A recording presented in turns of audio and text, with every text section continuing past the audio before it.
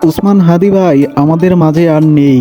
আমি সঞ্চয়, আমি ঘূর্ণি, আমি পথ সম্মুখে যাহা পাই যাই চূর্ণি, আমি নিত্য পাগল ছন্দ, আমি আপনার তালে নেচে যাই, আমি মুক্ত জীবন আনন্দ, আমি হাম্বি, আমি ছায়ানট, আমি হিন্দল, আমি চল চঞ্চল টমকি চমকি, কত যেতে যেতে চকিতে চমকি, আমি তেন্দল, আমি চপল চপল হিন্দল, আমি চাই করি ভাই কখন চায়ের মনটা, করি শত্রুর সাথে বলাবলি, ভাই মৃত্যুর সাথে পাঞ্চা, আমি উন্মাদ, আমি ঝঞ্ঝা, আমি ভীতিয়ে দরিদ্রের বলবীর চির উন্নত মানুষের।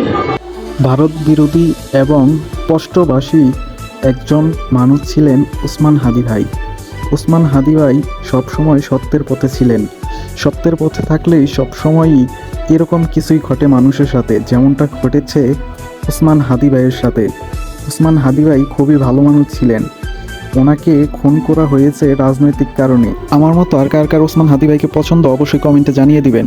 মানুষের কণ্ঠস্বর হয়ে নিজে যখন কথা বলতেন তখন ভালো লাগতো হাদি ভাইকে।